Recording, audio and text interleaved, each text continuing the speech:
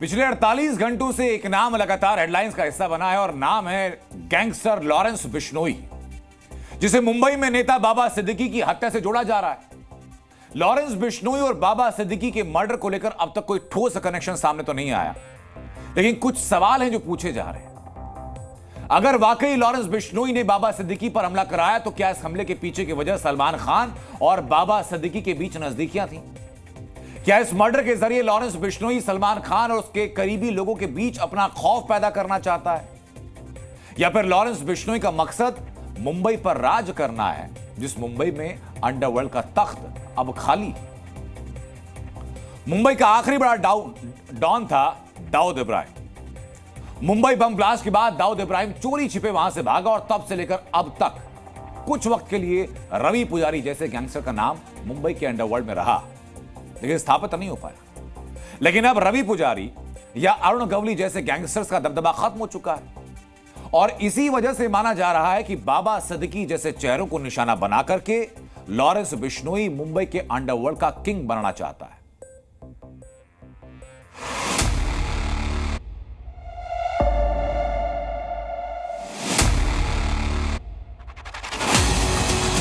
अस्सी के दशक से लेकर पाकिस्तान भागने तक दाऊद इब्राहिम मुंबई के अंडरवर्ल्ड पर एक छत्र राज करता रहा और अब कहा जाने लगा है कि दाऊद के बाद अगर मुंबई के अंडरवर्ल्ड पर कोई सिक्का चलाना चाहता है तो वो है लॉरेंस बिश्नोई।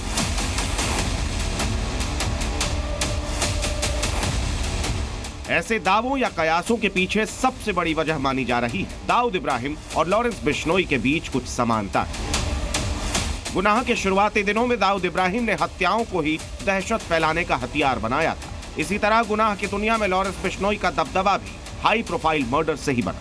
दाऊद इब्राहिम का नेटवर्क नेपाल, यूएई और दक्षिण अफ्रीका जैसे देशों तक था। इसी तरह लॉरेंस बिश्नोई का नेटवर्क भी कनाडा और अमेरिका जैसे देशों तक बताया जाता है। मुंबई में अंडरवर्ल्ड फिर लौट आया है। क्या बाबा सिद्दीकी के मर्डर के बाद अब टारगेट पर सलमान खान है?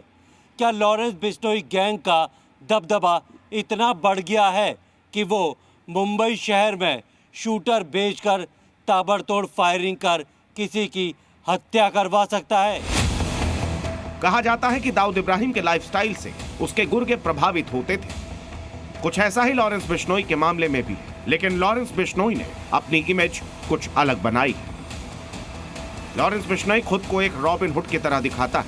उसका स्टाइलिश लुक भी गुंडों को प्रभावित करता है और लॉरेंस दावा करता है कि वो देश के दुश्मनों के खिलाफ है।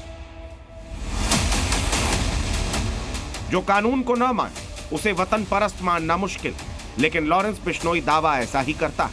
बाबा सिद्दीकी के मर्डर के बाद लॉरेंस बिश्नोई की एक तस्वीर बहुत वायरल है। यह तस्वीर लॉरेंस बिश्नोई की एक पेशी के दौरान खींची गई थी, जिसमें लॉरेंस के बाजू पर एक टैटू दिखता है और टैटू पर लिखा जय श्री राम। कई बार जब लॉरेंस बिश्नोई जेल से बाहर आता है तो उसके माथे पर तिलक लगा होता है, जो इशारा देता है कि लॉरेंस धार्मिक प्रवृत्ति का व्यक्ति है, धर्म में उसकी आस्था है।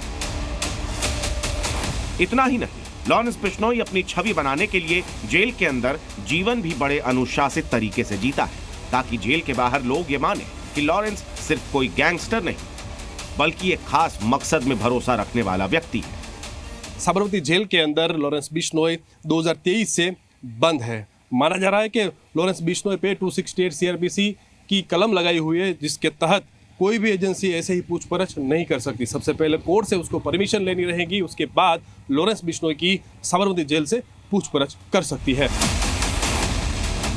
दाऊद इब्राहिम का नाम मुंबई में मिट चुका है। कुछ गैंगस्टर्स ने कोशिश की, पर वो दाऊद जैसी पावर हासिल नहीं कर पाए। लेकिन जिस तरह लॉरेंस बिश्नोई ने सलमान खान के नाम पर सीधे बाबा सिद्दीकी को निशाना बनाया, वो इशारा देता है कि लॉरेंस वाकई मुंबई के अंडरवर्ल्ड का नया डॉन बनना चाहता है। ब्यूरो रिपोर्ट, जी मीडिया। लॉरेंस बिश्नोई से पहले कई गैंगस्टर्स मुंबई के अंडरवर्ल्ड पर राज कर चुके हैं या फिर अंडरवर्ल्ड पर काबिज होने की कोशिश कर चुके हैं, और इसी से यह सवाल उठता है कि आखिर मुंबई ही क्यों? इसका जवाब मुंबई और उन गैंगस्टर के इतिहास में छिपा है। वो इतिहास जरा जानिए। मुंबई के अंडरवर्ल्ड में पहला डॉन करीम लाला को कहा जाता है, लेकिन लाला जमीन कब्जाने, किडनैपिंग और हफ्ता वसूली जैसे धंधों में शामिल था। और चूंकि मुंबई देश की आर्थिक राजधानी है तो यहां पैसे वाले लोग रहते हैं। जिनसे करीम लाला पैसे वसूलता था। करीम लाला के बाद मुंबई के अंडरवर्ल्ड में एंट्री होती है हाजी मस्तान की। हाजी मस्तान सोने का तस्कर था, लेकिन बाद में फिल्मों में पैसा लगाना शुरू किया। उस वक्त वरदराजन मुदलियार ने भी मुंबई के एक हिस्से पर राज किया।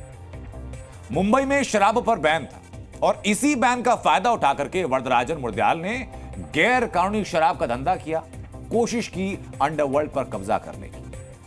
लेकिन इनके बाद अगर किसी ने मुंबई के अंडरवर्ल्ड पर राज किया तो वो दाऊद इब्राहिम। दाऊद इब्राहिम ने चोरी डकैती से गुनाह का सफर शुरू किया, उसके बाद ड्रग्स का धंधा शुरू किया, बॉलीवुड में पैसा लगाया, ब्लैक मनी को रियल एस्टेट में इन्वेस्ट किया और बेतहाशा खौफ फैलाया और पैसा कमाया।